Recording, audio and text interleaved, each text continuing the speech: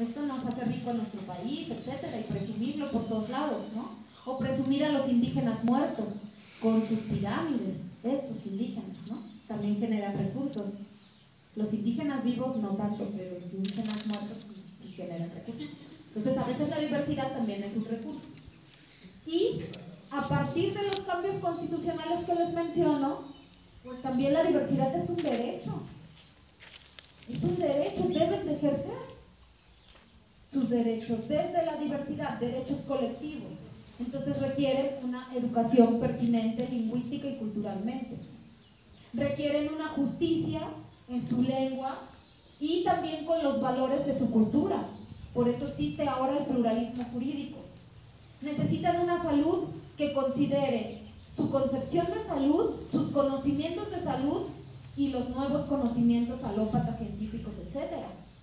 Pero todo eso es derecho, pero lo que pasa es que nadie nos los dice, ¿no? Y se hacen las leyes y dicen que México tiene las mejores leyes, solo que no se cumplen. Y no se cumplen por dos razones, porque no les interesa generar los mecanismos para que se cumplan y tampoco hay la suficiente educación para que los individuos y los colectivos los ejerzan. Y los quieran ejercer porque hay una idea de que mejor sé normal, ¿no? Y olvídate de todo eso, conviene más, y por eso no los ejercen.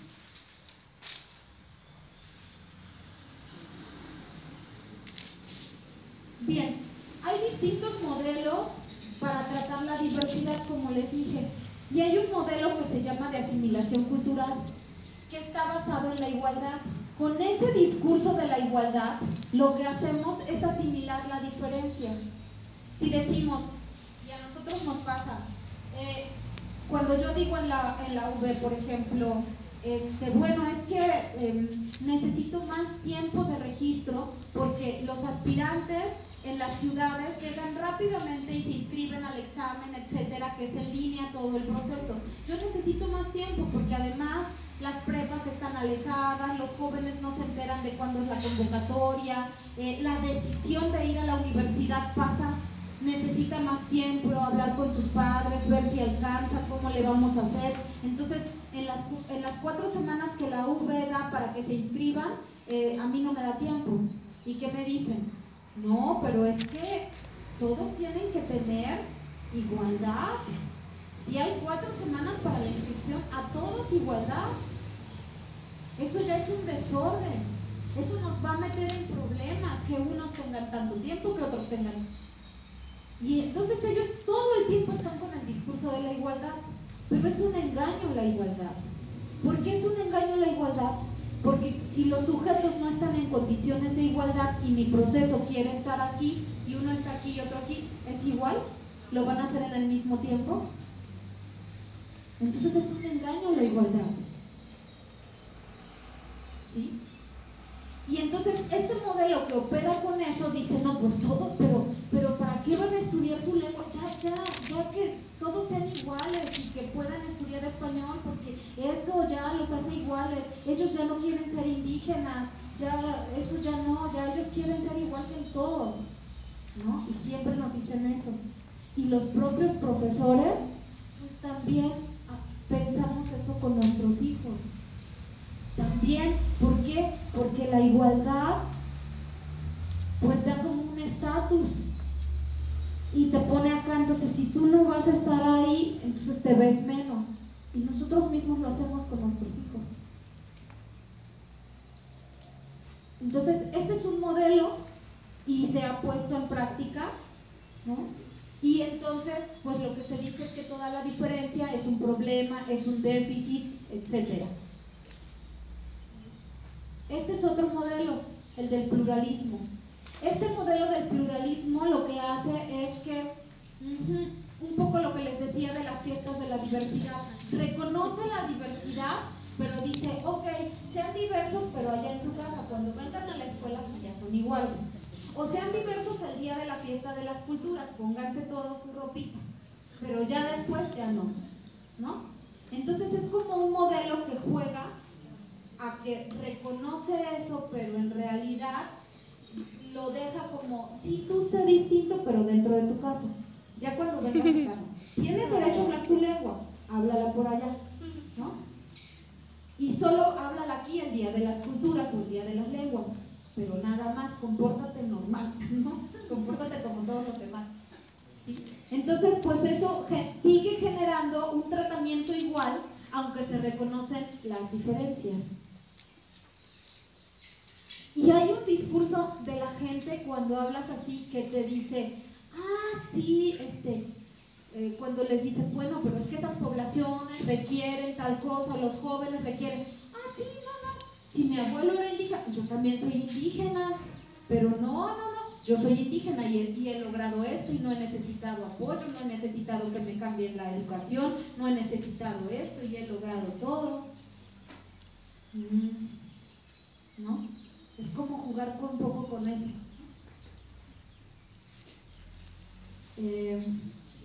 Bien, otro modelo, el bilingüe bicultural. ¿Qué ocurre con esto? Un modelo que sí reconoce que hay las dos y hace cosas para que las dos culturas existan y pasa de una a otra cultura. ¿Sí? Pasa de una a otra cultura y el modelo más característico es en el de España, las autonomías y sobre todo Cataluña con su catalán, que lo han defendido de todas las maneras posibles y que lo han normalizado. Es decir, ¿qué significa normalizar? Que le das a esa lengua minoritaria un estatus que tiene la lengua hegemónica. Y que es un poco la política de la UBI con el náhuatl en esta serie, de que el náhuatl sea una lengua en la que se pueda aprender, en la que se pueda escribir, en la que se pueda leer, en la que se pueda escribir una tesis, en la que se pueda investigar, en la que se pueda exponer una conferencia, una ponencia, en la que se pueda llevar a cabo un evento académico, en la que esté en la señalética, que esté en los libros, que haya textos, ¿no? Normalizarlo para que tengamos una cultura bicultural, una cultura de dos culturas, bicultural, y un bilingüismo, y que tratemos de que el desempeño en las dos lenguas también sea equitativo, ¿no? Entonces se tiene que trabajar para eso, y ese es otro modelo. Hay otro modelo que es como el de la tolerancia, y este modelo es muy neutral, que habla de la diversidad, así como si somos diversos, tenemos que llevarnos bien, la paz, la tolerancia del otro, pero siempre es un poco engañoso, porque siempre dice que hay uno que tiene que tolerar al otro, y como que deja claro quién es el que tiene que tolerar y quién es el que tiene que ser tolerado. O sea, no es indistinto, siempre hay uno que tiene que tolerar al otro.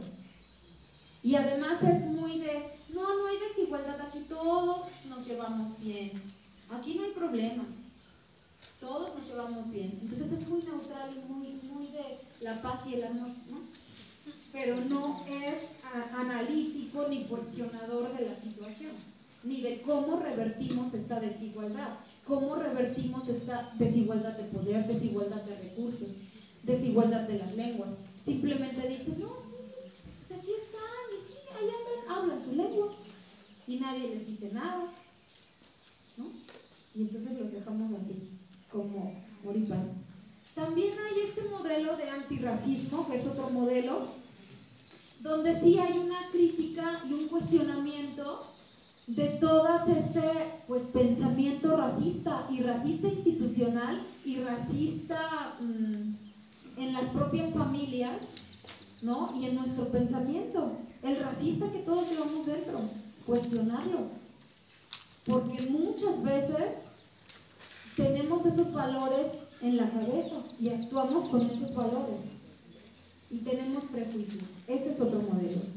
Otro modelo de la diversidad es el de empoderamiento y acción afirmativa, y este modelo tiene que ver más con lo político que les contaba, y entonces aquí pues hay una lucha de colectivos donde quieren tener su lugar en la sociedad y quieren tener los derechos y quieren también imponer su discurso, imponer su forma de vida, digamos que sea aceptada como son aceptadas las otras. y muchas veces quiere estar también, imponerse sobre las demás. Y aquí están los enfoques interculturales. Y los enfoques interculturales se alimentan de todos estos modelos que vimos. No podemos decir que el enfoque intercultural es algo totalmente distinto a los modelos anteriores, sino que depende del contexto y depende de los que seamos, vamos tomando elementos de todas esas tradiciones que vimos para construir el modelo intercultural. Pero también nos tiene que servir para cuestionar nuestro propio modelo intercultural cuando estamos siendo demasiado pluralistas o demasiado de la tolerancia y el amor y la paz. No quiere decir que uno de esos esté mal. Todos los usamos en determinado momento, pero debemos ser conscientes de por qué lo estamos usando y para qué lo estamos usando. Bueno. Me voy a saltar a la inclusión. Tenemos ahorita una política de inclusión, una política que se está empezando a imponer de inclusión y que quiere sustituir a la interculturalidad. Toda esta sesión del seminario se trató de eso, de cómo esa política de inclusión va a venir sobre la de interculturalidad y quiere sustituirla. ¿Cuáles son los elementos que nos están dando para que sigamos esa política? ¿Y cuáles son los elementos que nosotros tenemos que reflexionar para que esa política baje? O no dejarla y hacer nuestra propuesta. Solo de la inclusión, ustedes saben, lo que más he escrito de la inclusión tiene que ver con las necesidades educativas especiales y con la atención a las personas con alguna discapacidad. Ahora quieren hablar de una inclusión social de todas las otras diversidades. Suena a política asimilacionista del primer modelo que vimos. Suena a eso, a que sí, todas las diversidades van a entrar aquí, pero ahí dice, ni siquiera, dice, y hacen una analogía, las políticas de inclusión no son una ensalada, son un licuado, ¿sí? Porque en una ensalada todo guarda su forma y se ve la diversidad. En un licuado se echa todo, se muele y es barato, te lo tomas más rápido.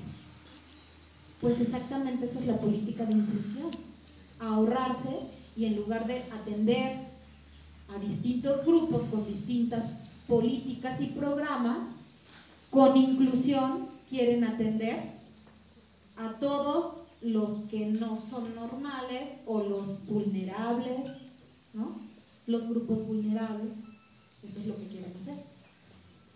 Nuestra compañera Lupita en esta sesión lo que más invitó es analizar la política, a no reproducirla, a analizarla, a dónde nos puede llevar esta política y a no vernos como reproductores de las políticas, porque nosotros somos quienes las concretamos finalmente, somos los que las concretamos. Por lo tanto, tenemos que tener un posicionamiento hacia los políticos.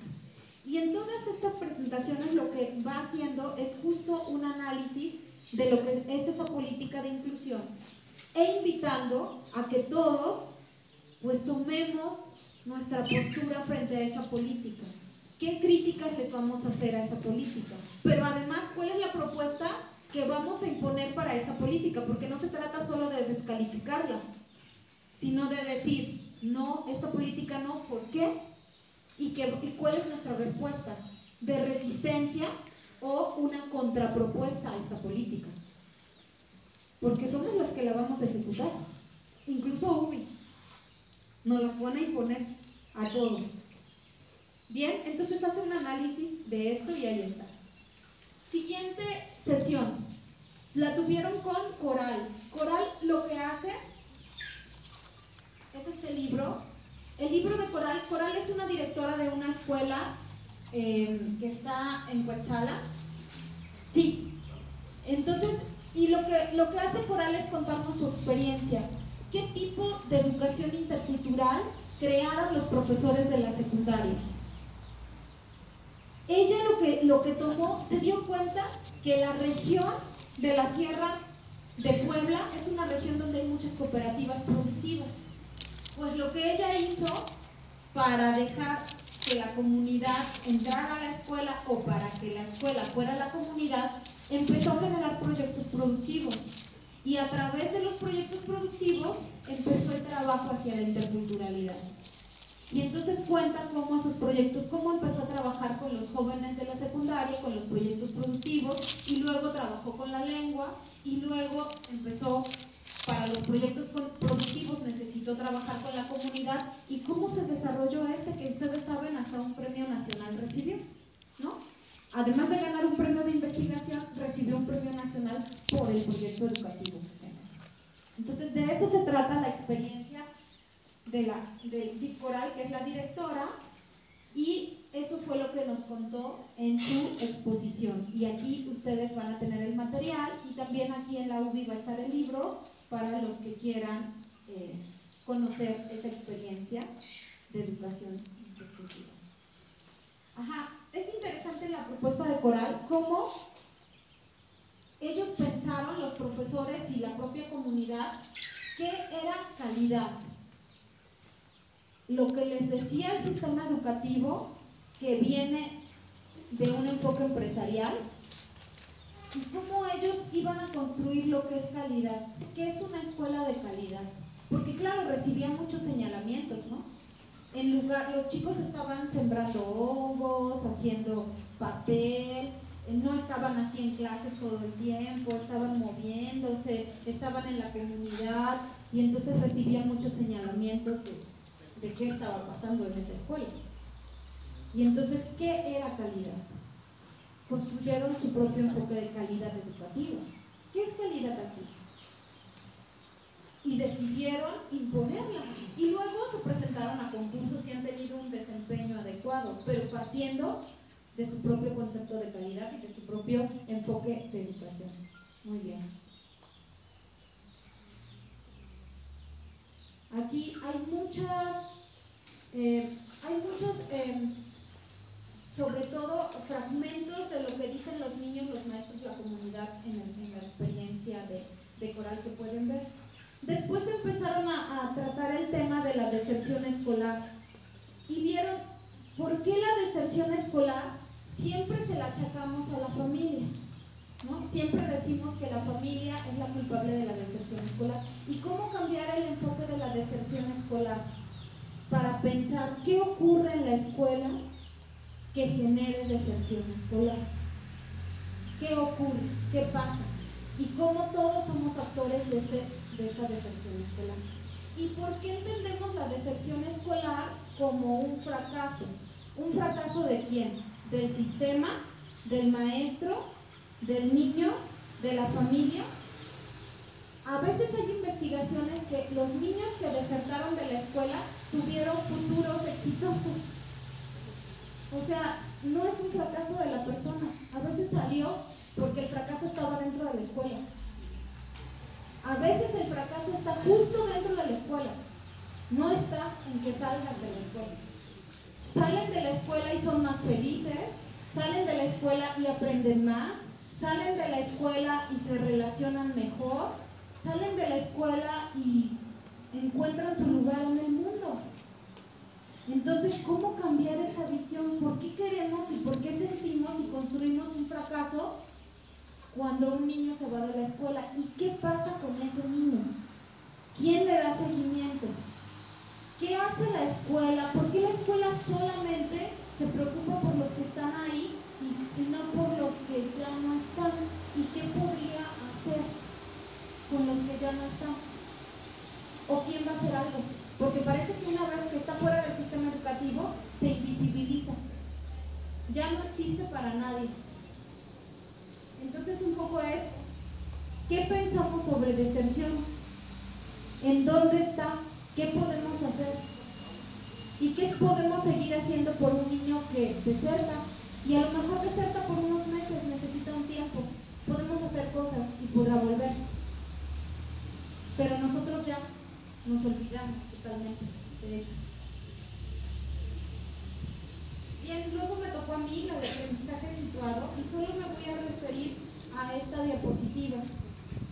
¿Qué es el aprendizaje situado? En el aprendizaje situado tiene estos 4 componentes. ¿sí? Estos 4 componentes siempre tienen que ser considerados en el proceso de aprendizaje. Cuando alguien aprende, aprende para algo. Y eso es muy difícil de ver en la escuela. Los niños sienten que aprenden, pero no saben para qué están aprendiendo. Y a todos nos pasó.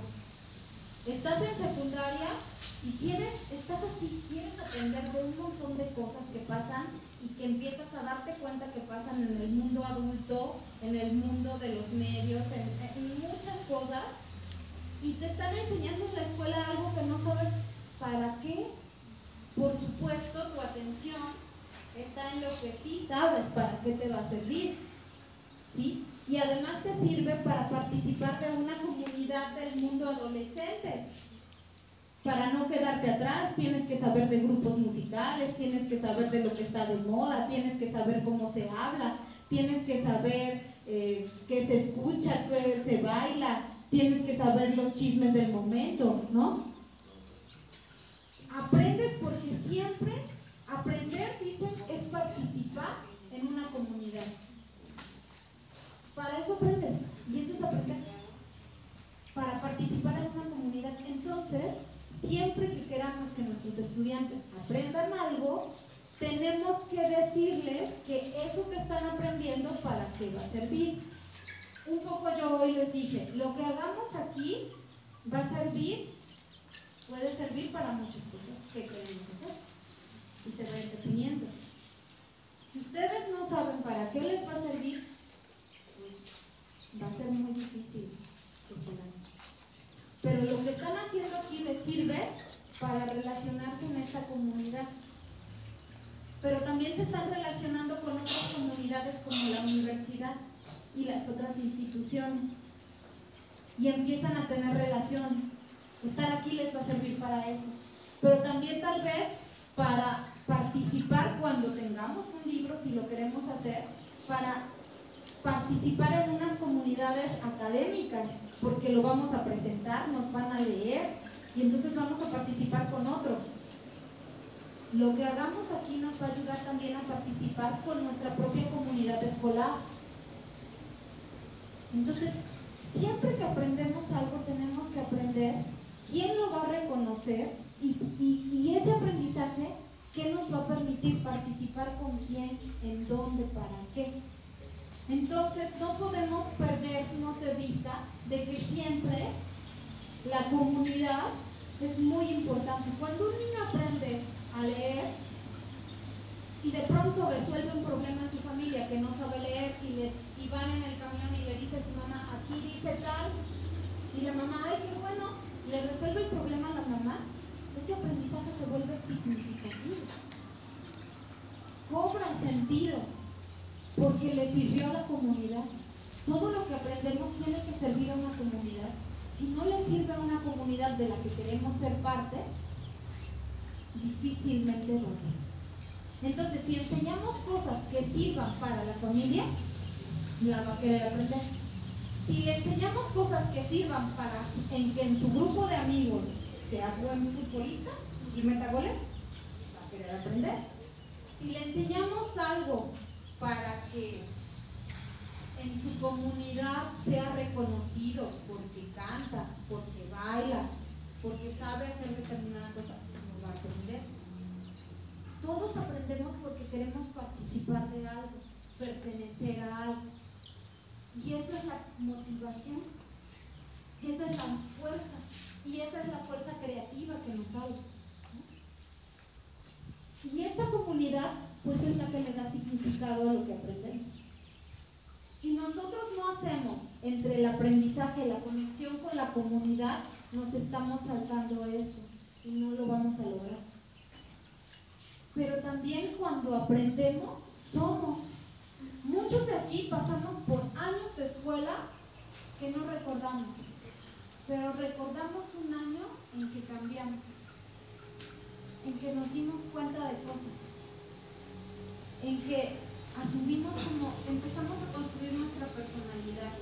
Y tal vez fue por un profesor que descubrió que nosotros somos buenos en algo, o tal vez fue por un profesor que nos movió el tapete y que me hizo esforzarme más. porque me la llevaba tranquila. Y se dio cuenta que no me estaba esforzando y hizo que me esforzara. Pero a lo mejor fue porque tuve un problema con unos compañeros y desde entonces sé cómo no quiero ser y sé que quiero participar de otra comunidad. Siempre hay algo que nos transformó. Entonces, la escuela, los años de educación tienen que ofrecer elementos para transformarse, para recordarlo. Cuando yo me paro, se me olvidó decirles que yo soy maestra de primaria. Y entonces yo he trabajado con niños. Cuando yo me paraba con mi grupo, y un poco pensaba, gracias a la educación intercultural, no crean que porque a mí se me ocurrió, pero gracias a leer sobre eso y a pensar sobre eso, decía yo, estos niños, ¿qué pueden ser? ¿Qué quieren ser? Necesito saber, necesito conocerlos. Porque tengo que ofrecerles yo las herramientas para hacer lo que quieren hacer. ¿No? Y entonces estoy trabajando con su identidad. Y entonces no necesitamos motivarlos ni hacer la clase divertida. Es que ahí está. Y ellos empiezan a... ¿Qué quiero? No, es que tú eres muy bueno para las matemáticas. Entonces tú me vas a ayudar. Pero ojo, el otro que le cuesta trabajo todo, yo tengo que encontrar para qué es bueno. Y mi trabajo como profesora todo el año a veces fue encontrar, tengo que descubrir para qué es bueno este. Tiene que tener algo, aunque no lo pueda ver yo, pero tiene que tener algo, ¿no? Porque si yo lo encuentro, ya le siento. Si encuentro para qué, ¿no? Entonces el trabajo con la identidad de cada quien tiene que ser fundamental. No puedo, no hago nada si no veo a mis alumnos como personas que se están construyendo, que quieren hacer algo. En esta sesión yo les conté mi experiencia que el primer día de clases de quinto año dije, a ver, ¿qué quieren aprender? Y que me salió, andar en bicicleta, a componer mi bicicleta, a cortar el pelo a mi perro, porque querían así que se viera como son en la televisión, como con cositas, ¿no? Quiero aprender a defenderme de mi hermano. Qué cruel. Quiero aprender a cocinar. Y de pronto cuando descubrí lo que querían aprender dije, ay, no sé si yo soy la maestra adecuada. No sé casi nada de lo que quieren aprender. Casi nada, no sé componer una bicicleta, no sé esto, no sé cómo arreglar a un perro. No, o sea, no sé. Y me sentía así como, ¿qué tipo de maestra voy a ser si yo no cumplo las expectativas de estos niños? ¿No? Y entonces pues tuve que buscar ayuda con gente que sí lo sabía y llevarlos al taller de bicicletas para que les enseñaran a componer la bicicleta, ¿no? Y todo eso, y aprender a cocinar, invitar a las mamás para que nos enseñaran a hacer tamales, y luego alguien que supiera cortar el pelo de perros para que cortara el pelo, y todos los proyectos de los temas los tenía que asociar a lo que ellos querían conocer, para que sí cumpliera su expectativa y entonces ellos cumplieran la mía, que era geometría y el muro y todos los contenidos de los cursos. Pero si yo no les cumplía lo que querían conocer, ¿por qué ellos iban a cumplir lo que yo quería? Era imposible y no era intercultural. Porque ellos tienen su cultura infantil y tienen intereses. Y tuve que ver caricaturas porque si no ellos hablaban de cosas que yo no sabía y hacían chistes que yo no me sabía, ¿no? Y entonces ya me contaban. Y tuve que escuchar reggaetón aunque lo odiaba. Y bueno, y de explicarles por qué no me gustaba. Y entonces ya luego llegaban y me decían, bueno, pero esta sí le va a gustar porque no dice groserías ni habla mal de las mujeres. Este sí le va a gustar, escuche. Y escúchelo, ¿no? Entonces, pues yo también me dejé aprender y yo también aprendí con ellos. Y entonces, la identidad también es esas relaciones que establecemos entre nosotros y entre las diferencias, que son las que nos permiten diferenciarnos de cómo eres tú, cómo soy yo. Y yo les decía, a mí no me gusta el reggaetón, pues póngalo. Podemos poner, sí, pero a mí no me gusta y les explico por qué.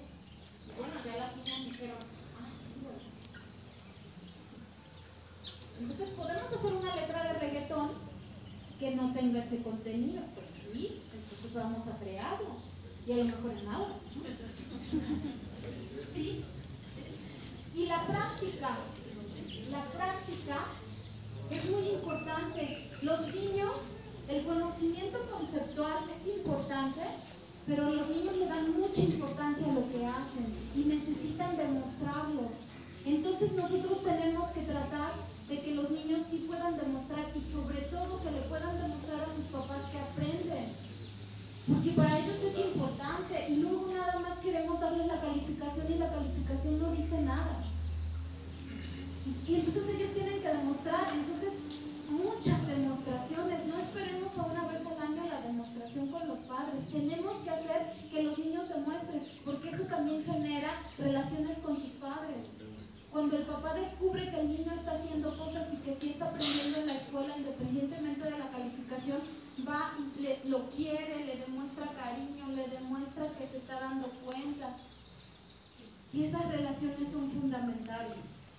Entonces, tal vez haya muchos contenidos que nosotros tenemos que ser muy creativos para que ellos se den cuenta que aprenden, lo puedan demostrar y tenemos que garantizar que otros niños los vean, que otros maestros los vean, que la comunidad los vea, que los padres los vean, porque eso genera también apego, genera reconocimiento, no los volvemos invisibles.